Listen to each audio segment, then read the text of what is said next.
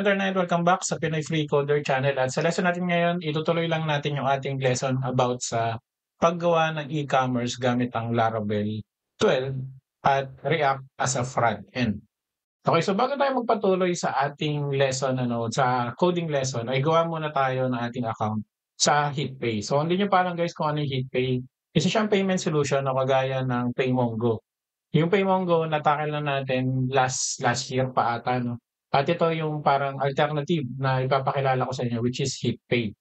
Okay, so ang kagandahan sa HitPay kasi ay ano siya, no? Focus siya sa PH, small management or enterprises, no? So SMEs. So ano ba yung SME? Meaning, small and medium-sized enterprises. Okay, so kalimitan sa mga groceries, sa mga sari-sari stores, or sa mga small business na gusto nyong itayo, ito yung isang alternative para mag-accept ng mga online payments katulad ng GCash, Maya, tapos yung mga Visa, Mastercard, no? Okay, so straightforward lang naman yung kanilang service at yung paggawa ng account. Login lang kayo, tapos hihingian lang kayo ng email and password. So either mag-sign up kayo ng using email or sign up kayo using Google account. Okay. So pag nakapag-sign in na kayo guys, magkakaroon kayo ng access sa inyong dashboard. So hangga't maaari guys ay pwede nyo kumpletuhin hanggang dito, no? Okay. Tapos yung owner verification, ito na yung mga business permit, mga ID, kailangan nyo na siyang ipasa. Okay, so alam ko guys, marami sa inyo yung nagawa lang ng capstone at wala namang business permit. Kaya rin doon papasok yung sandbox. Okay, so ito yung sandbox guys. No? So yung sandbox, inaalaw tayo ni HitPay na i-simulate yung kanilang payment services na hindi gumagamit ng tunay na pera. No? Okay, so sabi nga rito, sandbox and production are completely separate accounts. You can use dummy business details when signing up for sandbox. No verification or approval is required.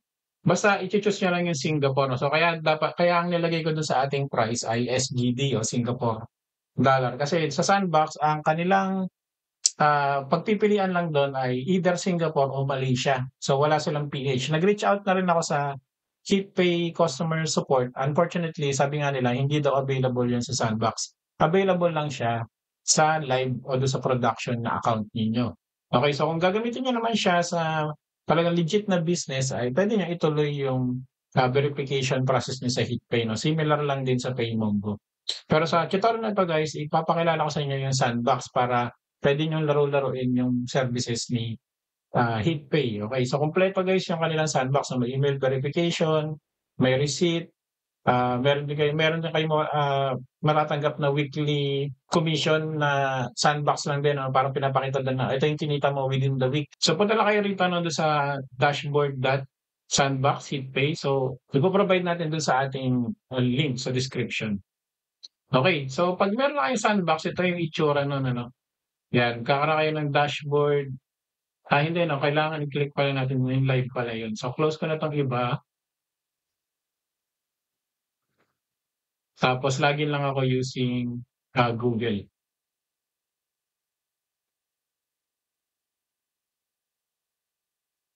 Okay, so ito, magkakaroon kayo parang sandbox mode dito sa taas. Ito yung ginamit ko doon sa ating introduction na account. No?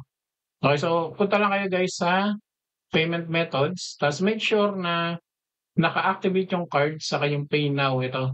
So by default guys, itong dalawang to ay naka-activate naman. Tapos meron dito mga turn on. Ito, nag-try ako doon sa QRPH. Pending siya kasi tapos nag-reach out ako sa kanila. Sabi nila hindi daw available yan sa Sandbox. Okay, kaya hindi siya na-approve. Pero mga ilan dito na pwede nyo siyang explore. Katulad nung ito yung Atome, GrabPay, WeChat Pay, yan, Shopee Pay Later, pwede nyo siyang explore. Hindi pala, punta kayo sa developers. Iniisip ko okay, so pag punta nyo sa developers, guys, meron ditong API keys. Okay, so isang test, saka yung RMO, yung salt. Okay, so dito natin kukunin yung ating API keys. Okay, so punta tayo dito sa ating project. Tapos dito sa ating .env, maglalagay tayo sa ibaba ng tatlong variable ano. Okay, so una muna hitpay underscore API underscore key. Tapos ipe-paste lang natin dito yung ating API ano. So ko-copy ko siya tapos ipe-paste ano. Pero hindi ko siya ipe-paste dito ano. Ipo-post ko yung video tapos saka ko siya ipe-paste. So sumunod hitpay webhook underscore salt. So ang ipe-paste naman natin 'to yung salt ano. Tapos sumunod ay hitpay sandbox equals to true. Okay, so ayan tatlong yan tapos save ko. Tapos ipo-post ko yung video guys at ipe-paste ko dito yung ating API key. Okay, so na-i-paste ko na yung aking mga API keys at kinlose ko na yung .env file natin ano. So yun lang yung ating gagawin doon sa ating API keys.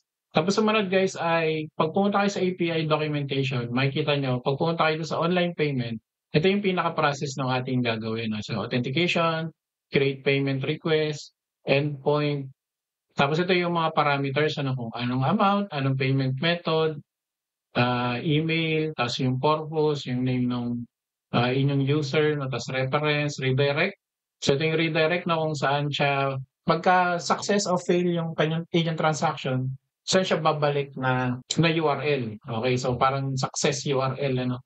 Tapos, kailangan natin ng webhook, no? So, gagawa din tayo ng webhook, kagaya ng ating ginawa sa ating Paymongo. Okay, so ito yung example nila using PHP. So may append, ano? Nagna-append lang ng mga information sa header. Tapos ito yung example response nila. Okay, so ito yung, ayan, yung checkout. Ito yung redirect checkout.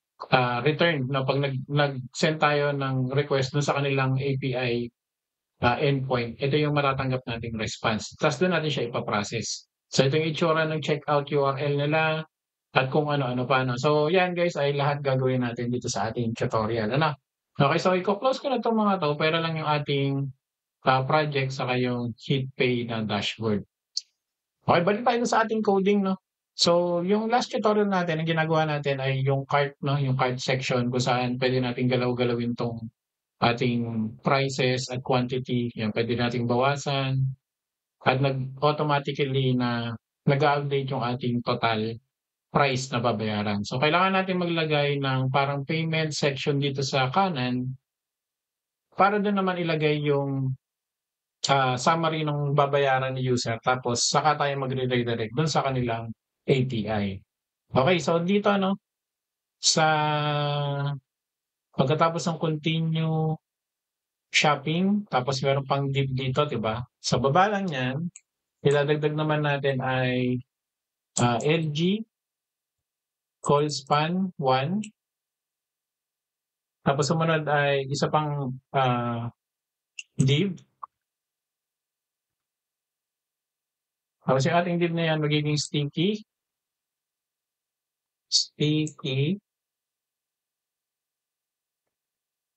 Padding 6, BG white, tapos lagyan natin ng border, ano? Border, gray 100, top 24, tapos rounded XL. Okay, so makikita nyo meron siyang parang ginawang box dito, ano, sa kanan.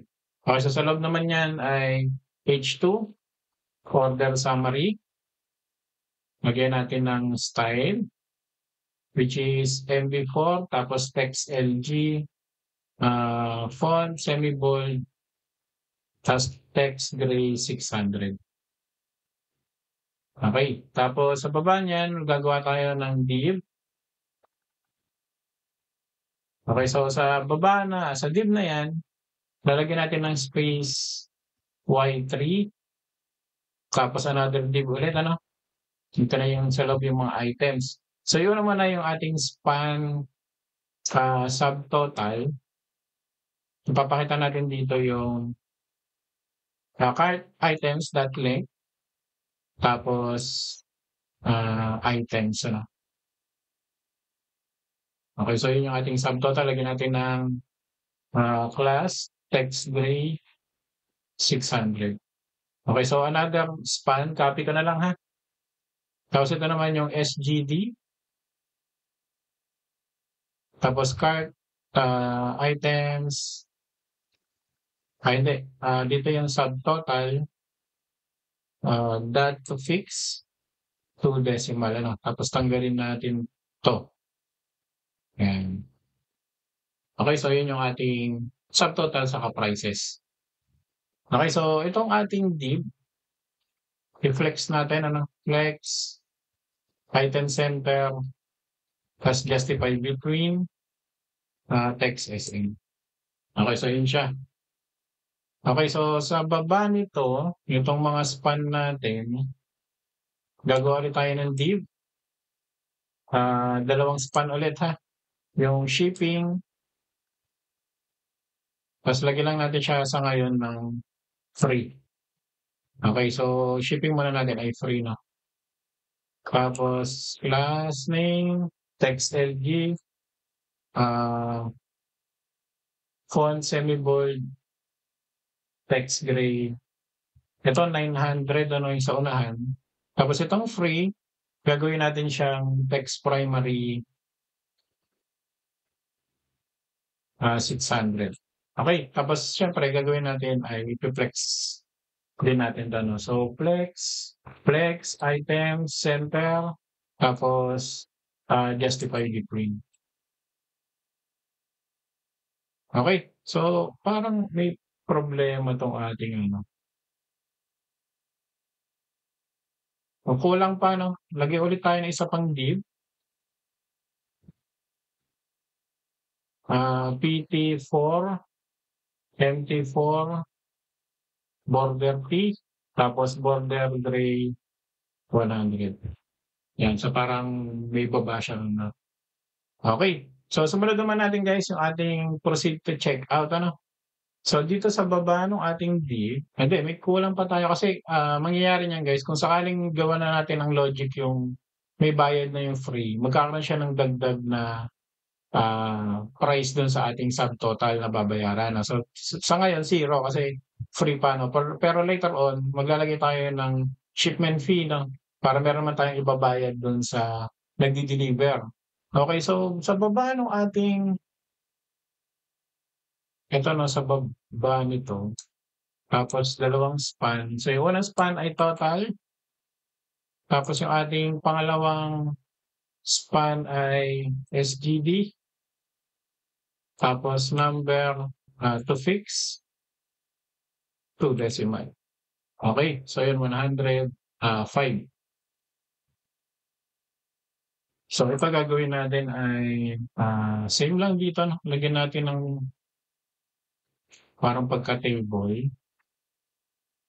Ta's ito same lang din ano, class, name flex, item center, justify between. Okey, ta's itong mga span natin, ah, class name text LG, font semi-bold, tapos text gray, 900 'to. Tapos ito gagawin nating bold 'no, yung ating price para naka-emphasize tapos ito primary, 600. Okey, so gano'n siya. Okey. So ayun 'no, so dito na tayo guys 'no, yung ating link. So yung ating link ay manggagaling sa akala ko naka-import na 'yan 'no, dun sa ating, inertia. Tapos siya ay pupunta sa route ng checkout. Okey, so wala pa 'yan yung route na 'yan, gagawin pa natin. Tapos yung ating proceed, lagyan natin ng class name, flex, item center, justify center, full, gap 2, PX6, PY3, MT6 para medyo bumaba siya 'no. Tapos font, medium, tapos text white. Okey, tapos BG niyan ay primary 600, pero iro-rounded LG natin ta's lagyan natin ng transition, colors, tapos pag hover, DG primary 700. Okay, so proceed to checkout. Sa baba naman yan, lagyan natin ng konting ano 'no, secure checkout powered by HitPay. Okay, tapos class, MT4, text extra small, text center, text gray, 500. Okay, so convincing na 'no, na legit na ano tayo, na e-commerce. Okay, so pag-click natin nito guys ay pupunta siya dapat sa checkout na route. So ito na yung pagkakakumpleto ng ating cart component ano, so wala na tayong ibang gagawin rito. Okay, so sunod naman natin ay yung ating, web.ph which is gagawin natin yung ating routes tapos yung ating checkout, controller gagawin natin din yung mga logic ng pagche-checkout ng ating, cart o yung ating bibilhin. Okay? Okay, so sa tingin ko bago natin gawin yung mga routes 'no, yung ano na lang muna, yung checkout controller muna yung gawin natin. Para alam natin kung saan natin tututok yung ating mga routes ano.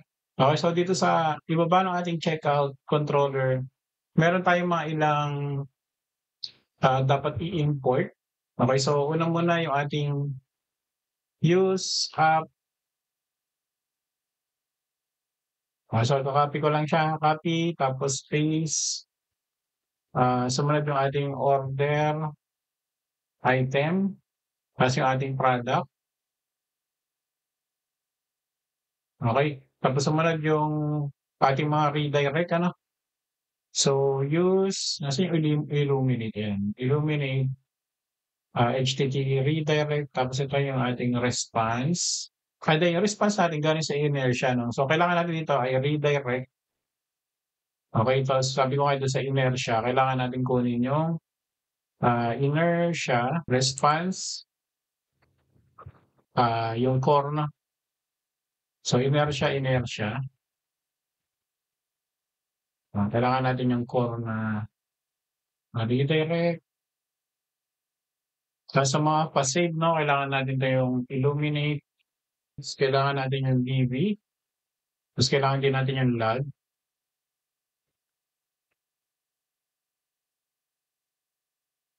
Okay, so dito use Symfony, foundation, tapos yung kanilang response, Symfony para hindi mag-conflict dun sa response ni inertia ha. Okay, so meron pa tayo ditong gagawin ano, kailangan i-import pero mamaya na 'no, ikumpletuhin muna natin 'to. So, actually hindi 'no, kasi di natin siya makukumpleto, okey. So, sumunod nating gagawin ay gagawa tayo ng service. Okay, so dito sa ating sa baba nung ating model, actually dito na sa app, gagawa tayo guys ng, capital letter, services. Tapos gagawa tayo sa loob ng isang file, which is ang pangalan ay HitPay, services o service.php. Okay, so gawin na muna natin 'to 'no, kasi mas maiksi 'to kaysa dun sa controller kasi marami tayong gagawin dun sa ating controller. Okay, so ito, namespace. Okay, nakakalimutan ko na naman gawa ng ano, pero nandiyan na. Okay, namespace, app, tapos ito ay services. So use, app, tapos models, folder, tapos use illuminate, HTTP, tapos yung ating log. So copy, tapos paste. Kunin natin ang log natin. Okay, tapos magawa tayo ng class, HitPay service. So ito baba na natin ano. So gagawa tayo ng ilang mga private dito. So private string, kailangan natin ng API key. Tapos private string API URL natin. Tapos private, string, null safety ha. Tapos payment, request, ID equals to null. So last payment request ID, okay. Okay, so public function, construct natin.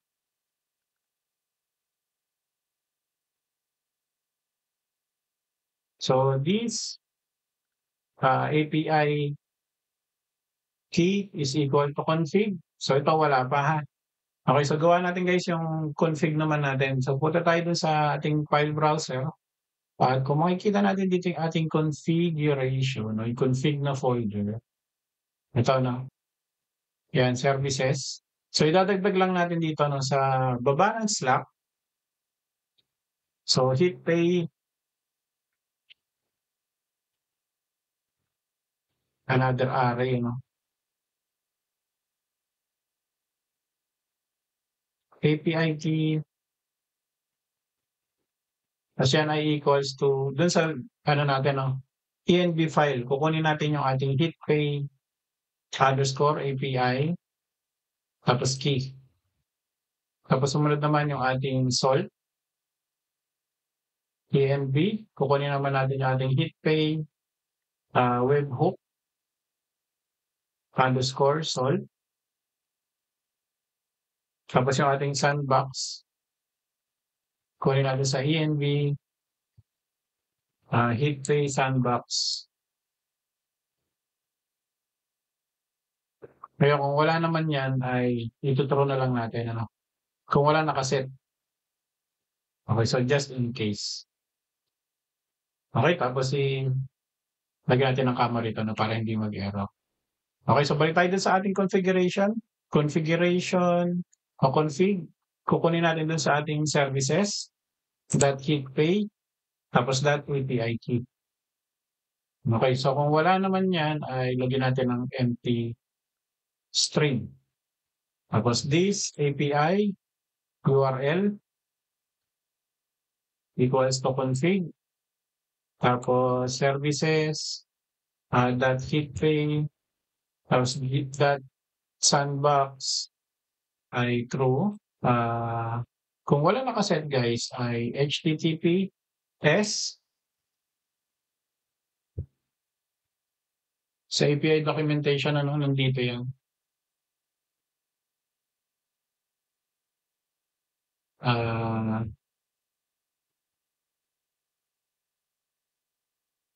Ito yung B1 ano hanggang doon sa B1.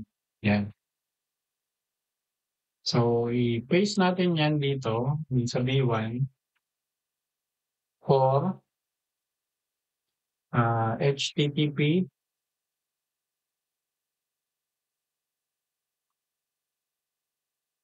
yan .hitpay.com. Okay.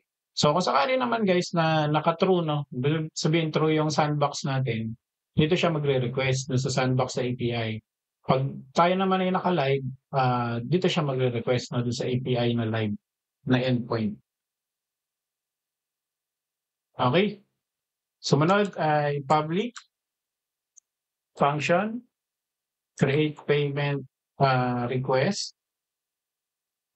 Yan ay galing sa order, tapos order, no?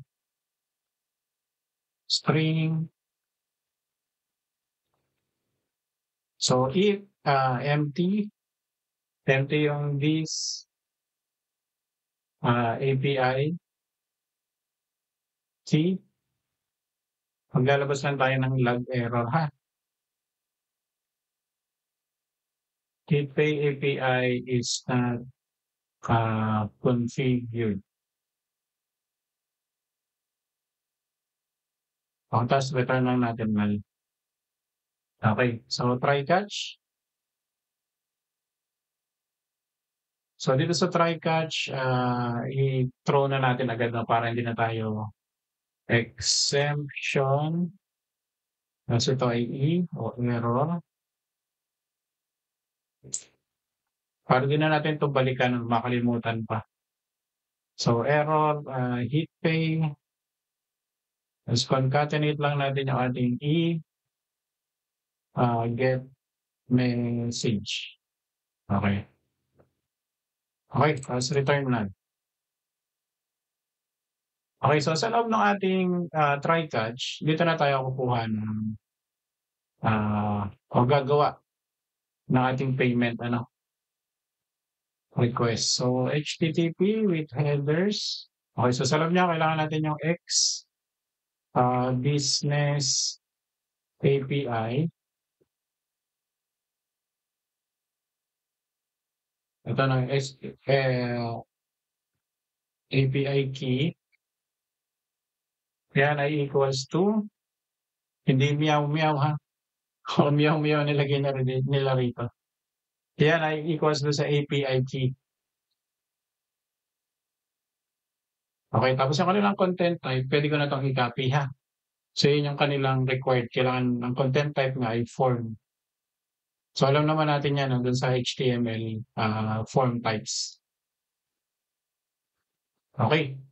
Tapos sumunod, if config services.hitPay sandbox Okay, sandbox. Kung yan ay true,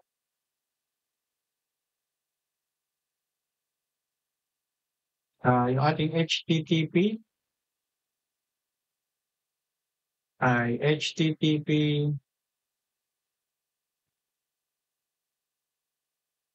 okay. So pag tayo nasa yung HTTP lalagyan lang natin guys ng configuration no, ng header na walang verification no? Kasi pag ito yung ginamit natin, magkakaroon tayo ng error ng course yun. Sorry nabobo na. Course error saka yung iba pang mga environment o HTTP security error no. So pag sandbox, pwede naman natin siyang wag nang i-verify kasi sandbox lang naman yun. Okay, so yan yung isa nating ilalagay. Okay, so parang may problema ako rito na. So try it. Okay, ito na yung null na. So ito dapat ay closing. Okay. So sunod na ay yung payload. Ito yung ibabata natin kay HitPay ano. So yung payload, yung requirements nila na pinakita natin dito no. Actually pwede natin itong i-copy paste pero hindi gawa tayo ng sarili natin. So kailangan natin ng amount. So number format order. Kunin natin yung total, tapos decimal 2, tapos point. O, so yun yung number format para pera siya. Tapos currency, nalagyan natin yung order currency dito, no? Tapos email, yung ating order guest email. Underscore email. Tapos yung name, order guest name. Tapos purpose. Order, lagyan natin ng concatenate na order number order underscore number. Okay, tapos reference number, order, same din ha, order underscore number. Okay, tapos redirect, URL, route, payment.success. Okay, so ito yung approach para kunin nyo lang yung name ha. Kasi ito yung ginagawa natin guys, yan. So pwede natin siyang i-reference dyan. Okay, so wala pa yung success URL natin kasi palagay ko. Pero lalagyan natin siya ng payment.success. Okay, tapos sa loob niyan ay reference, tapos order number din to, no? Order underscore number. Okay, so last, allow repeated payments holds. Okay, so parang di doble-doble ha. Okay, so next, yung ating webhook route. Webhook URL equals to route webhook.hitpay Tapos if checking lang ng webhook kung valid contains webhook URL. Pag siya ay galing sa localhost and not str contains webhook URL 127.0.0.1. Yan. So kung hindi siya galing sa local na yung webhook natin. So payment load webhook URL. Okay? Tapos log na lang natin ha. So log info hit pay request payload. Lagyan natin yung JSON encode dito ha. Tapos yung ating payload. Okay, tapos yung ating response as form, tapos post, tapos this API URL, concatenate payment request, tapos pasa natin yung ating payload. Okay, so ilang mga log info ha. Log info hit pay dot response status, tapos log info hit pay response body, para lang kita natin guys kung ano yung ibabalik ng ating hit pay API ha. Okay, so if response successful, okay, kung mali ang spelling, successful data response JSON, tapos this last the data, kung wala no, null natin. Tapos yung ating URL data URL corner hit pay payment URL, tapos re-return natin yung ating URL. Tapos log error pag yung ating hit pay ay hindi success ano, para kita natin kung bakit siya nag-error. Tapos re-return natin null. Okay, tapos yung catch okay na yan ano. Okay, so yun yung ating create payment request no. Pag pinasahan natin ng payload yung ating API key no dito, magre-respond siya rito ng ganito no. At kukunin natin yung yung secure.sandbox. Ito yung mahaba. Kukunin natin yung URL na yan kasi doon mag-check out si user. Kagaya ng ginawa natin doon sa ating Paymongo. So kailangan natin siyang i-return ano. Okay, so next natin guys yung ating checkout controller no. So yung checkout controller, dito natin ipaprocess yung mga mangyayari during checkout. Okay, so dito ay public function para lang hindi mag-error yung ating class. So construct private hit pay service as hit pay service. Okay, so ito kahit empty na to ha. Tapos ito, kailangan natin siya under, sa baba ng product, kukunin natin yung app hit pay service. Okay, sa baba nito, public function index. Ito natin ilalabas yung ating form ha. Tapos yan ay response or redirect response. Tapos yung ating cart session. Kunin natin yung existing cart ha. Tapos initialize lang natin as empty array. So if empty yung ating cart, kulang ng Y, re-redirect natin siya no, na wala pa naman laman yung inyong cart. So, re-redirect natin siya sa route ah, cart.index. Balik lang siya dun sa cart, ha? Tapos lalagyan natin siya ng with error, empty. So, mag-shopping ka muna. Okay, so dito sa checkout controller, meron tayong i-reuse na function. Yun ay galing sa cart controller.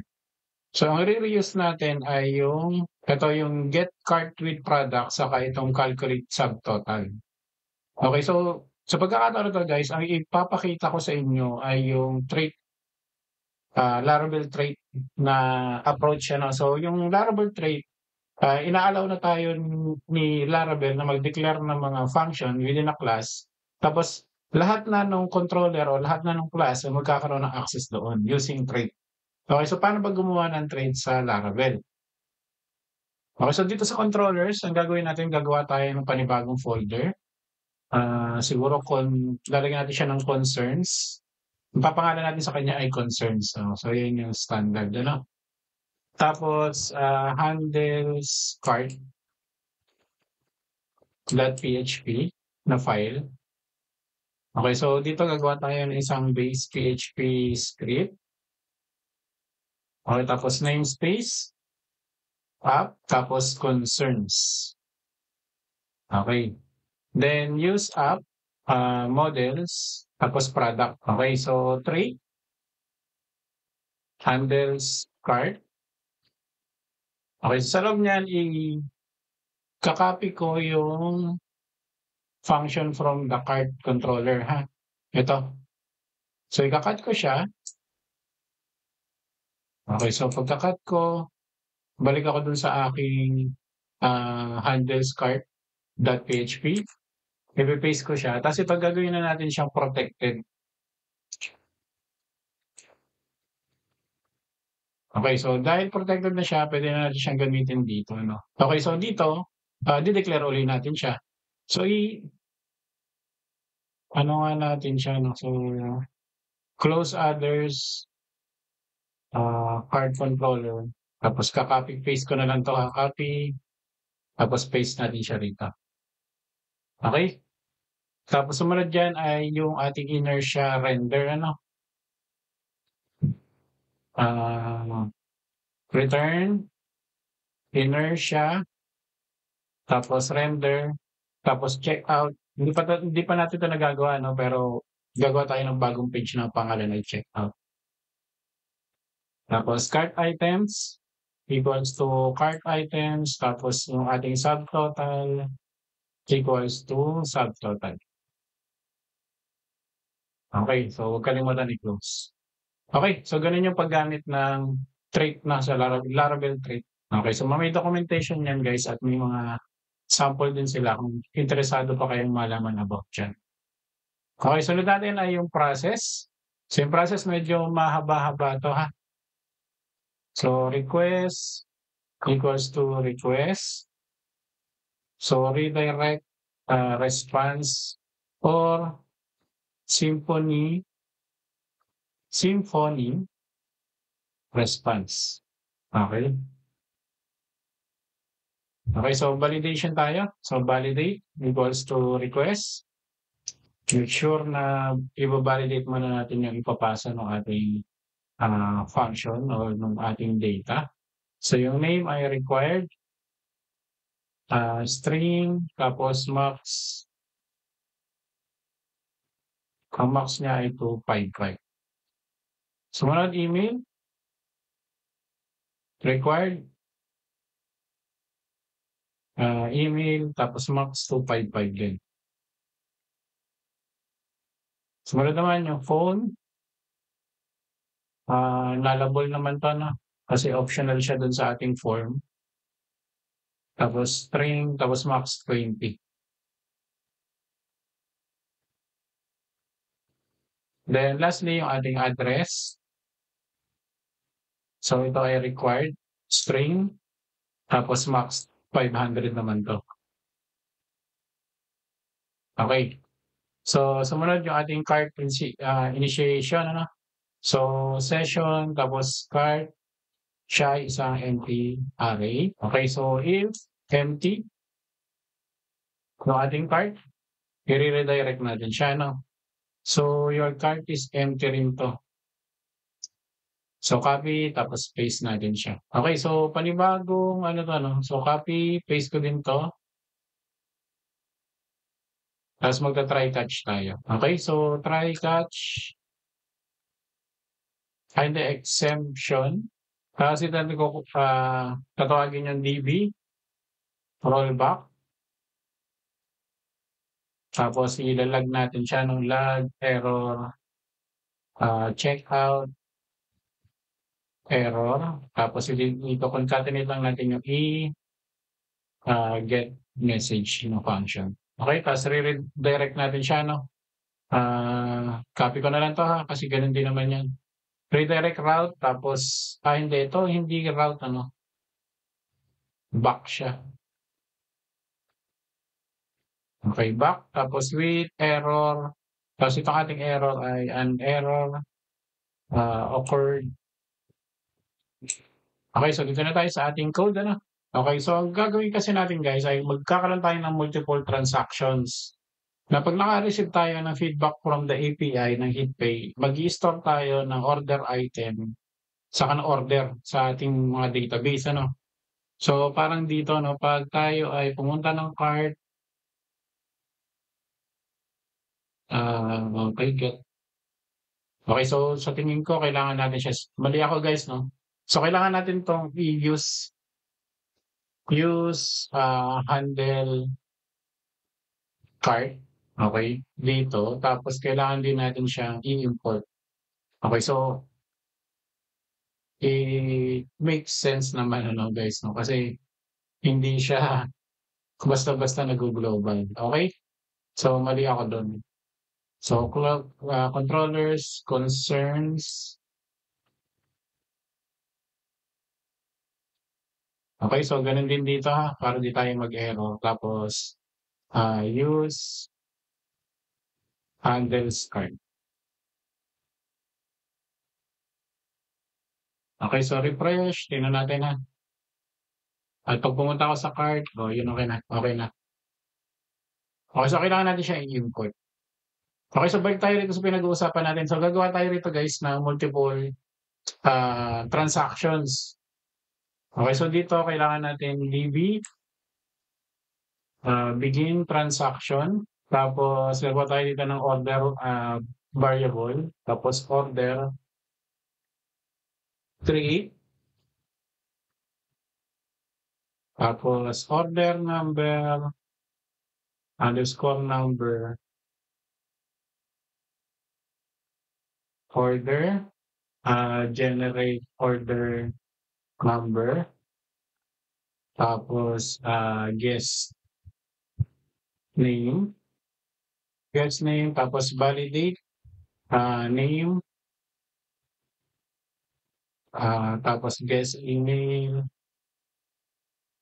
Ganun din ano, validate email. Tapos guest underscore phone. Validate phone. Pero dahil optional siya, lagyan natin siya ng null safety, null ha. Tapos shipping address. Validate address. Validate address ba nilagyan na? Validate address. Tapos yung ating subtotal. Tapos yung ating total. Subtotal din, ano? Tapos currency. SGD. Pero lagyan natin pa ng to do ha. Na gawing dynamic. Based doon sa admin settings currency. Okay, so babalikan natin yun. Tapos status, yung kanyang initial value ay pending. Okay, sa baba niyan, magpo-for each tayo. So for each cart items, as item, maglo-loop tayo rito. Tapos for each loop, order item, create. So, order underscore ID equals order ID, tapos yung ating product ID, item,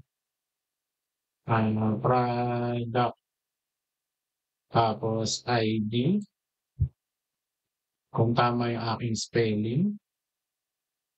Tapos sa baba ng product ID, yung ating product name,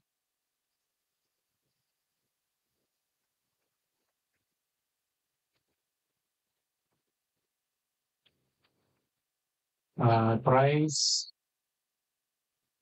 item, okay, product, price, tapos quantity, item, quantity,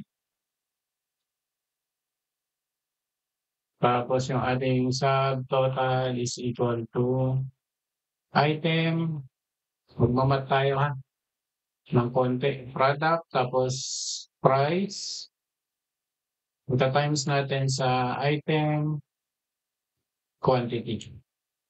Okay, tapos close natin. Okay, so yun yung ating for each, ano? Tapos kukunin natin ngayon yung ating payment URL. So ito yung this hit pay service create payment request. Tapos yun yung kung ano yung magiging output nito ha, ng payment request na to. Na manggagaling dun sa ating ito. Kasi ang output nito ay URL. Okay, so if payment URL, kasi pag yan ay true, yung ating order, i-update natin. Sabihin na success, ano? So yung ating hit pay, payment, request ID, underscore ID, gagawin natin IDs, hit pay service ID. Okay, so close natin. Tapos DB, commit. Tapos session, forget card. So para empty na, no? Tapos i-return natin inertia, capital I, location, tapos yung ating payment URL. Okay, tapos DB, rollback, tapos return, redirect, back, failed to create payment, please try again. Okay, so yan yung ating pang-capture. Kung sakaling hindi tayo nakalampas rito, no? So pag walang output, kasi ito yung if natin, kasi pag if, mag-redirect na siya o gagawa na siya ng payment URL niya, doon na tayo mag-check out. Ngayon, kung hindi tayo nakalampas dyan, i-rollback lang yung DB, tapos i-return niya yung ating URL, at doon ipapakita niya na may error, lalabas yung error. So ito ay function, ha? Yan. Okay, so ito ay hindi, yan. Okay, sumunod natin yung ating success, no, na route. So ito, maiksi na lang, ano, public function, success, request, equals to request, tapos yan ay response, tapos reference, request, query, reference. Okay, tapos re-return natin inertia, no? Inertia, render, tapos kunin natin yung ating gagawin na page, no? Na payment success, ilo-load lang natin siya. Okay, tapos kunin natin yung i-supply natin yung reference para kita ni user yung kanilang reference number para ma-track nila kung gagawa tayo ng tracking. Ano? Tapos kung sakaling fail, gano'n din naman ano, request equals to request, response, tapos re-return natin inertia, render, tapos gagawa din tayo ng payment, field na page. Okay, so last guys, no? So save yung ating webhook. Okay, so public function, webhook. Dito magre-request si pay, ano, si HitPay. Okay, so yan ay kukunin ay isang type na illuminate. Type ulit na. Okay, so pasensya na kayo tumatanda na mga guys, ano, kung kayo ay matagal nang nagsusubaybay sa aking channel, matagal-tagal na natin 'tong ginagawa. Okay, so kung tinatamad kayo mag-import, ganyan na lang ano, kasi 'pag i-import ko yan magkakaroon pa yan ng, ah, conflict dito sa inertia response. Kailangan natin siya lagyan ng as 'no, kung anong gusto nating i-cast sa kanya na ibang pangalan. Pero yan parang shortcut na lang 'no, kasi puwede naman. Okay, so payload, request, tapos all, if not, this verify, webhook. So, may pam-verify tayong ginawa kanina ha, dun sa ating HitPay service. Tapos yung header natin kailangan manggagaling daw sa ating HitPay, signature yan. Kailangan may HitPay signature siya, pero ang susupply natin diyan ay blanko muna ha. Okay, so yan ay kung sakaling hindi o wala siyang signature, warning, invalid HitPay webhook, signature. Okay, so kung sakaling walang bearer yan ha, hindi nagko-contain yung HTTP request ng HitPay signature, bearer 'no, sa HTTP header. So dapat ipipilter natin siya dapat galing lang siya sa HitPay 'no, yung request dun sa ating sa webhook para hindi tayo nadi-DDoS ha. Okay, return response, invalid. Okay, so payment, request ID equals payload, tapos payment, request ID for null, tapos status is equal to payload, status, null, tapos lagyan na lang natin ng if, payment, request ID or not, status.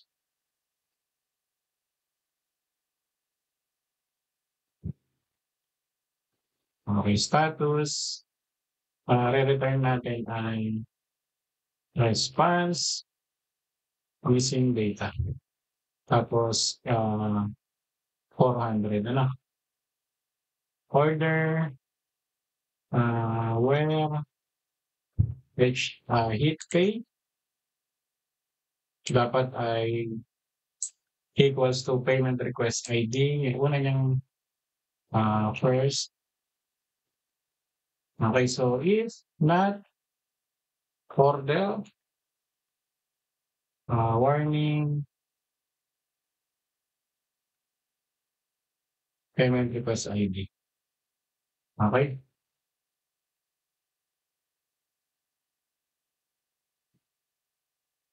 Tapos 404. Okay. So, nakalampas tayo diyan, if status is equal to completed, i-update natin yung ating order ha. So, order, update, tapos yung status ng ating order magkakaroon siya ng status na paid. Tapos yung ating HitPay payment ID, payload payment ID, Null.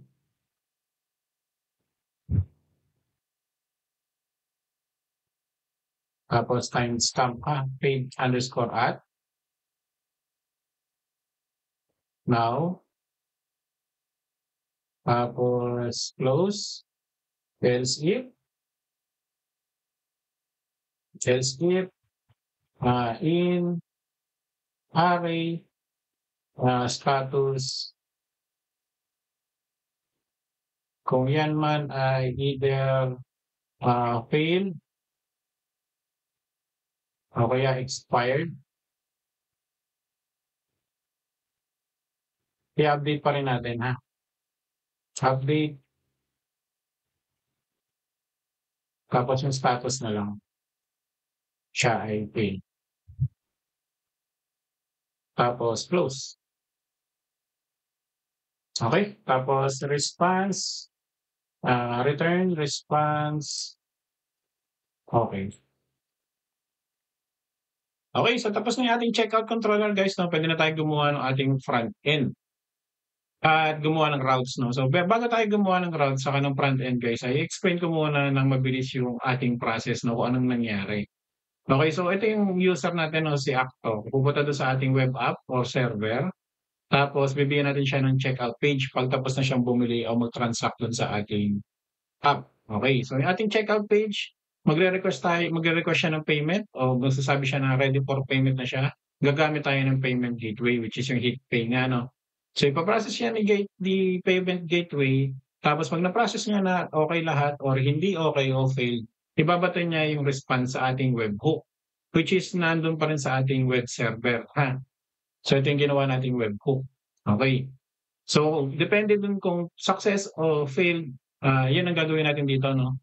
I-update natin yung order na nagawa doon sa ating order item. Ito yung kinreate nating order. So i-update dapat natin kung ano yung status ng ating payment request sa HitPay. Okay, so ganun lang yung life cycle guys, no? Napakasimple lang. Similar din yan dun sa ginawa natin sa PayMongo. Okay.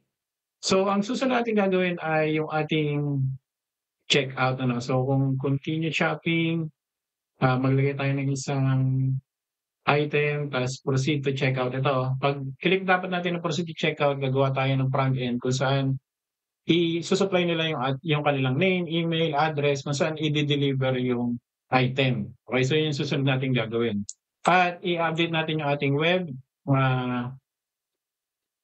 web.php, which is yung route, gagawa tayo dito ng routes. Okay, so yun sunod nating pag-aaralan. Okay, so magandang checkpoint na to guys kasi more on front end na yung susunod, no? Kasi ito more on back end yung ginawa natin. Kung nagustuhan niyo itong lesson natin na to at hindi pa kayo subscriber, please consider subscribing. I-hit niyo yung bell button para update kayo sa susunod na lesson dito sa Pinoy Free Coder Channel. Again guys, maraming salamat sa panonood at kita-kita tayo sa susunod na lesson.